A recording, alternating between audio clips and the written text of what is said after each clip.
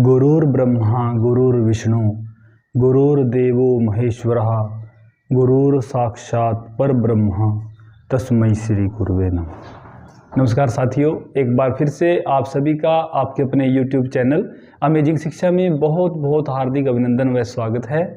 तो प्यारे बच्चों, आज हम हिंदी व्याकरण में की बहुत ही बढ़िया विषय और जिसके बिना हम किसी भी भाषा का निर्माण नहीं कर सकते, एक ऐसा विषय यहाँ पर लेकर के आए हैं। तो आज की जो कक्षा है हमारी बहुत ही बेहतरीन रहने वाली है, क्योंकि जो हम आज विषय करने जा रहे हैं उसके बिना किसी भी भाषा की कल्पना करना व्यर्थ है। और वो विषय है वाक्य विचार, यानी वाक्य क्या होता है। किसी भी भाषा तक पहुंचने के लिए हमें एक हाईवे से गुजरना पड़ता है, एक राजमार्ग से गुजरना पड़ता है। अगर हमें हिंदी भाषा तक पहुंचना है तो वो हाईवे कौन सा होगा, राजमार्ग। हम पहले कर चुके हैं। देखिए, सबसे पहला क्या होगा, ध्वनि। यहां गए हम, है ना। फिर कहां गए, चिन्ह दे दिए, उसे क्या कहेंगे, वर्ण कह देंगे। उसके बाद क्या होगा, शब्द बन जाएगा, है ना। और शब्द जो है वाक्य में जब उसका प्रयोग करेंगे उसी को हमने क्या कह दिया, पद कह दिया। और वही कई पद मिलकर के जब कोई सार्थक समूह बना देंगे उसे हम क्या कहेंगे, वाक्य कहते हैं। और वाक्य के बाद निर्माण होता है किसका, भाषा शुरू हो जाती है यहां से। ठीक है, ये है वो राजमार्ग भाषा तक पहुंचने का। तो ये सभी विषय हम बिल्कुल अच्छे से कर चुके हैं। आज हमने करना है वाक्य। आखिर ये वाक्य होता क्या है, क्या कैसे हम इसको समझते हैं। ठीक है, तो चलिए अब विलंब न करते हुए हम आज की जो कक्षा है उसका शुभारंभ करते हैं। वाक्य क्या है वो समझते हैं पहले। छोटा सा, वैसे तो हर पुस्तक में हर जगह पर आपको अलग अलग जो है ना उसकी परिभाषा देखने को मिलती है। ज्यादा लंबा न लिखते हुए मैं तो नहीं कहूंगा कि पदों के सार्थक समूह को, पदों के सार्थक समूह को वाक्य कहते हैं, वाक्य कहते हैं।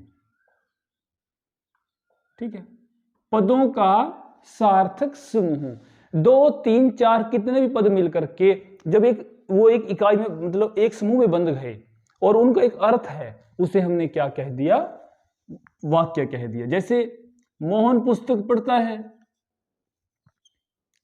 मोहन पुस्तक पढ़ता है। ठीक है, एक पद ये है, एक ये है, एक ये है, कई पद हो गए ना। अब कोई आपको बोले मोहन पुस्तक पढ़ता है, ये सार्थक है, यानी जो वक्ता कहना चाह रहा है उसके जो अर्थ है उसको हम समझ रहे हैं। यही तो कहा, पदों के सार्थक समूह को ही वाक्य हमने कह दिया। ठीक है, अब मैं बात करूंगा कि क्या इतना कहना पर्याप्त है, क्या इतनी ही परिभाषा नहीं। देखिए, जिस प्रकार हमें कोई भी मकान बनाना है, कोई भवन बनाना है, उसके लिए ना कई प्रकार की सामग्री की आवश्यकता हमें पड़ती है वहां पर। ठीक है, अगर हमें वाक्य का निर्माण करना है, वो कौन कौन सी सामग्री है, वो कौन कौन सी आधारभूत आवश्यकताएं हैं, वे कौन से तत्व हैं जिनकी हमें जरूरत पड़ती है, आज हम उनके बारे में जानेंगे। ठीक है, ये कक्षा थोड़ी सी लंबी हो सकती है, 5, 7, 10 मिनट, परंतु आपने घबराना नहीं है, क्योंकि कोई भी विषय करो ना उसको इस तरह से करो तैयार, ताकि बाद में उसको कहीं से पढ़ने की आवश्यकता ही ना पड़े। ठीक है, आखिर एक वाक्य निर्माण के लिए हमें कौन कौन से आवश्यक तत्व उनकी जरूरत पड़ती है वो हम यहां पर जानेंगे। ठीक है, कौन से हैं वो वाक्य के लिए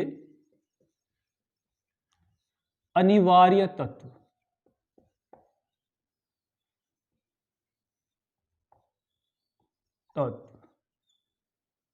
ठीक है, अनिवार्य, यानी ये जो तत्व है ना, इनके बिना आप वाक्य की कल्पना नहीं कर सकते। वो कौन से हैं, देखिए, सबसे पहला होता है आकांक्षा।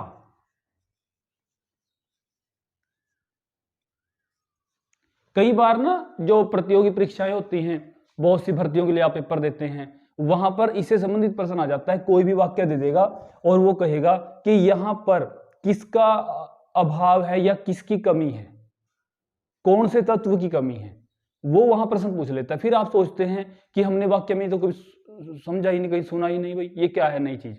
तो उसको आज मैं यहां समझाने का प्रयास करूंगा, ठीक है, बिल्कुल विस्तार से। पहला होता है वो तत्व आकांक्षा, दूसरा होता है योग्यता, तीसरा है सन्निधि,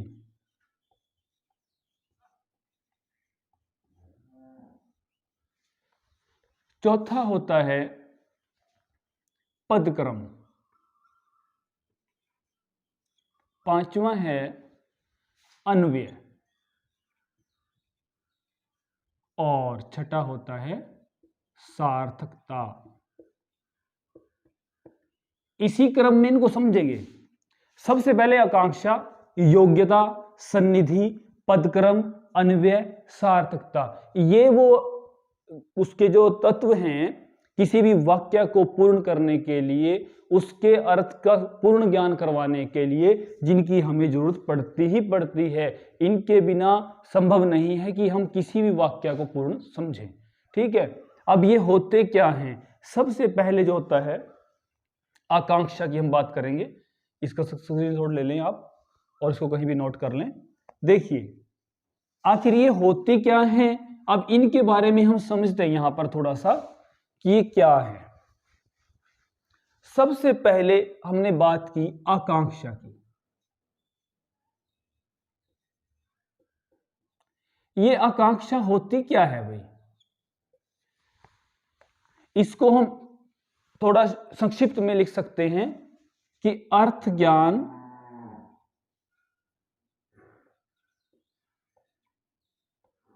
की पूर्ति की जिज्ञासा।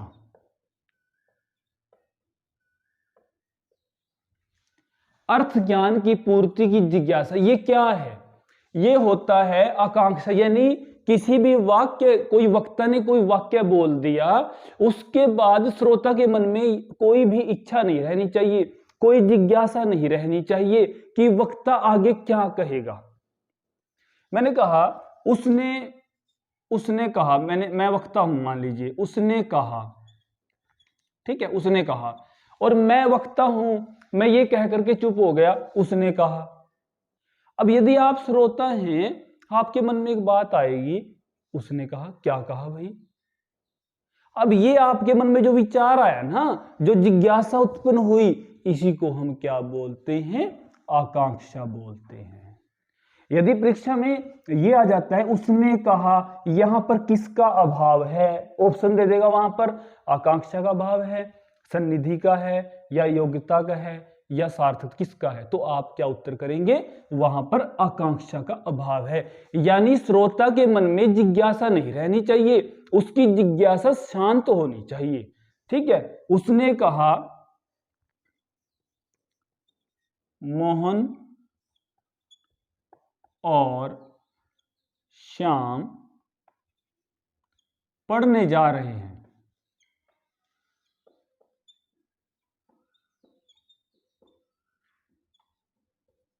ये है भाई वाक्य पूर्ण, ठीक है।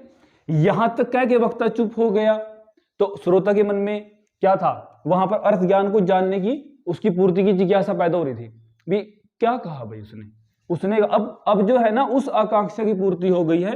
मोहन और श्याम पढ़ने जा रहे, उसने कहा कि मोहन और श्याम जो हैं पढ़ने जा रहे हैं, ठीक है। ये होती है आकांक्षा, यानी कोई शब्द, कोई पद समूह सुनने के बाद आगे सुनने की इच्छा नहीं रहनी चाहिए, ठीक है।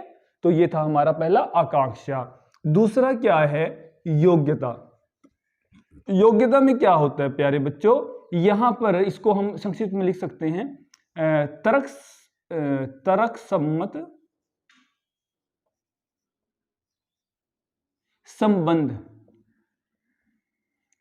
देखिए आपने वाक्य लिख दिया, वाक्य भी पूर्ण है, परंतु वहां पर ना कुछ ऐसे शब्द लगा है कि जो आपके मन में खटक रहा है कि ये शब्द, ये तो योग्य ही नहीं है इसके, है ना। वहां तो ये तर्क सम्मति नहीं है भाई। मैंने एक वाक्य लिख दिया, मोहन आग से वृक्ष को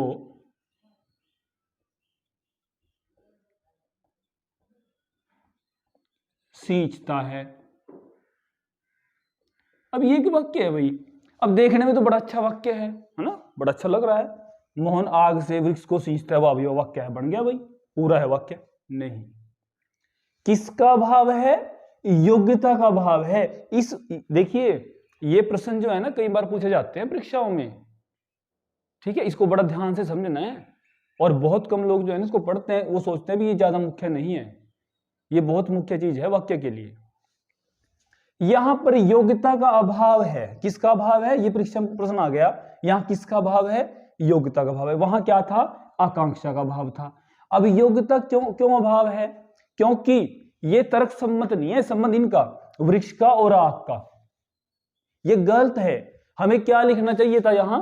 मोहन जल से, ये शब्द आता, जल से वृक्ष को सींचता है। पानी से तो सींचेगा ना जल को भाई, आग से थोड़ी सींचता है वो, है ना। आग का और वृक्ष का तो कोई ज्यादा मेल नहीं हुआ वहां पर, ठीक है। तो ये अब योग्यता पूर्ण हुई हमारी जब हमने जल लिख दिया, ठीक है। ये होती है योग्यता, कि किसी वाक्य में योग्यता का होना नितांत अनिवार्य है, ठीक। अब आगे बात करेंगे, इसका स्क्रीनशॉट ले लें आप, उसको लिख लें कहीं भी, ठीक है। अब तीसरा क्या था हमारा? तीसरा था सन्निधि। सन्निधि पता क्या होता है प्यारे बच्चों? सन्निधि का अर्थ होता है अव्यवधान, यानी रुकावट ना हो भाई कहीं। देखिए सन्निधि, ये जो है ना, सन्निधि निकटता भी कह सकते हैं हम, निकटता।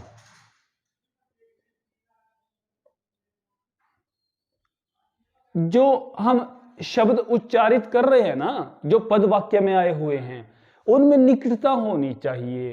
देखिए मैं यहां लिख दूं कि सूरज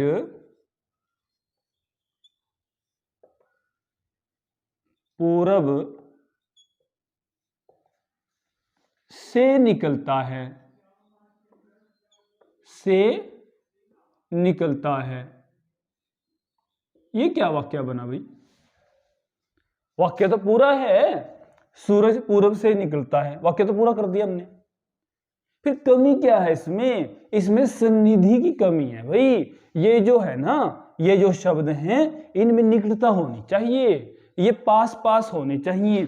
सूरज जो है ना पूर्व यहां आना था, इसमें पूरब से निकलता है, निकलता है, ठीक है ना। अब ये जो है ना इसमें सन्निधि की कमी नहीं रही। पहले किसका भाव था? यहां पर सन्निधि का, निकटता का भाव था, लेकिन अब जो है ना वो पूरा हो गया है ना। तो ये है सन्निधि, यानी निकट होने चाहिए। जो हम पद उच्चारित कर रहे हैं वो परस्पर निकटता होनी चाहिए, समीपता होनी चाहिए, ठीक है। उसके बाद चौथा क्या था? पदक्रम। पदक्रम, देखिए प्रत्येक भाषा का अपना एक पदक्रम होता है, पदों को लिखने का क्रम होता है कि कर्ता कहां आएगा, कर्म कहां आएगा, क्रिया कहां आएगी। अब मैं कहूं भी हिंदी भाषा की हम कल्पना, अब हिंदी भाषा में क्या होता है? पहले क्या आता है? अक्सर कर्ता आएगा, फिर क्या आएगा? कर्म आएगा, फिर क्या आएगा? क्रिया आएगी। ये पदक्रम सही होना चाहिए। अब इंग्लिश में क्या करते हैं हम? पहले सब्जेक्ट लिखेंगे, फिर लिखेंगे वर्ब, फिर लिखेंगे ऑब्जेक्ट। वहां पर क्या होता है? पहले कर्ता आएगा, फिर क्रिया आएगी, फिर कर्म आ जाता है, उसका अपना पदक्रम है। ये हिंदी भाषा की अगर मैं बात करूं, कर्ता, कर्म और क्रिया, यानी पदों का एक निश्चित क्रम होना चाहिए वाक्य में, तभी आप उसको क्या कह सकते हैं? वाक्य कह सकते हैं। मैं लिखूं यहां पर, रोहन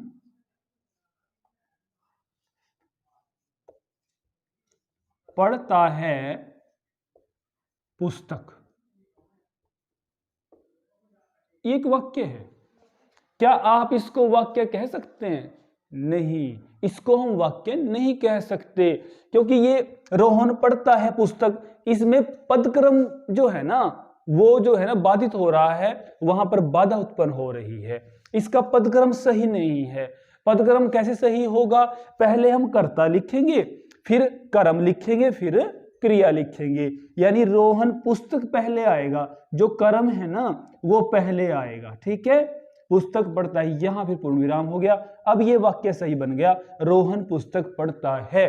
पहले किसका भाव था? पदक्रम का था, अब वो पूर्ण हो चुका है, तो इसको हम वाक्य कह सकते हैं। ठीक है, ये था हमारा पदक्रम। ये सारे जो है ना तत्व, इसको ध्यान से समझ लें आप किसी भी वाक्य के लिए। ठीक है, ये ना सोचें कि समय ज्यादा लग रहा है, थोड़ा सा लग सकता है 5-4 मिनट, कोई उसको फर्क नहीं होता, पर कम से कम जो विषय हम कर रहे हैं वो क्लियर तो हो, हमारा स्पष्ट तो हो। ठीक है, तो आगे हम बात करेंगे जो पांचवा तत्व वो क्या होता है, वो है हमारा अन्वय। अन्वय में क्या होता है बच्चों? वहां पर मान लीजिए हमने वाक्य तो लिख दिया, अन्वय, ठीक है, वाक्य लिख दिया, आपको देखने में वाक्य सही लग रहा है, लेकिन व्याकरणिक दृष्टि से वो अशुद्ध है, वो गलत है, यानी आपने लिंग का ध्यान नहीं रखा, लिंग का वचन का ध्यान वहां पर नहीं रखा। कैसे? मैंने एक वाक्य लिखा, नदी बह रहा है। अब ये वाक्य तो ठीक लग रहा है, देखने में ठीक लग रहा है ना भाई, नदी बह रहा है, चलो ठीक है। नहीं, देखिए बह रहा है, ये क्या था? नदी स्त्रीलिंग शब्द है, क्या ये इसके साथ उचित है? नहीं, ये व्याकरणिक दृष्टि से असंगत प्रतीत हो रहा है, यहां पर बिल्कुल गलत लग रहा है। तो यहां जो है ना, इसमें किसका भाव है, किसकी कमी है? यहां अन्वय की कमी है, और इसको ठीक करने के लिए क्या करना पड़ेगा? नदी बह रही है, अब ये शुद्ध बना। ठीक है, अब मैं कहूं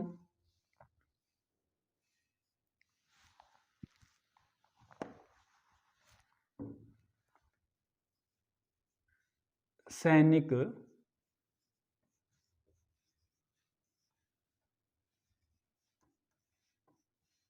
मारी गई,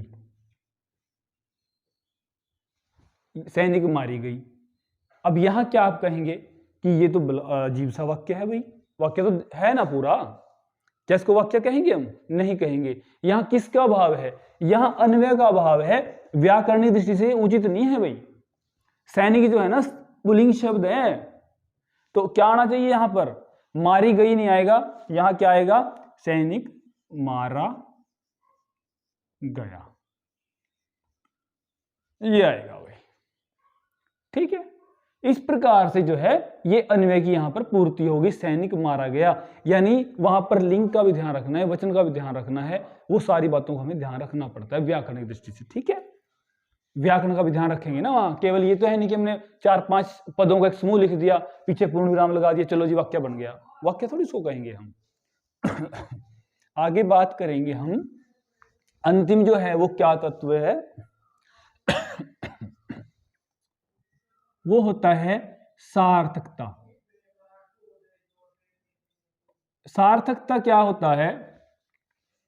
वक्ता जो भी कहना चाह रहा है ना, उसके अर्थ की अभिव्यक्ति होनी चाहिए। यानी कई बार हम क्या कर बैठते हैं, वाक्य के बीच में अनुचित शब्दों का प्रयोग कर बैठते हैं। ठीक है, तो वो क्या कर देता है, फिर सार्थकता में विघ्न पैदा कर देता है। किस प्रकार? एक वाक्य लिखता हूं मैं,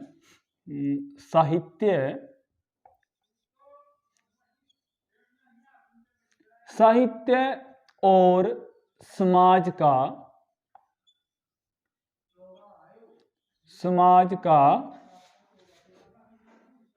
घोर संबंध है।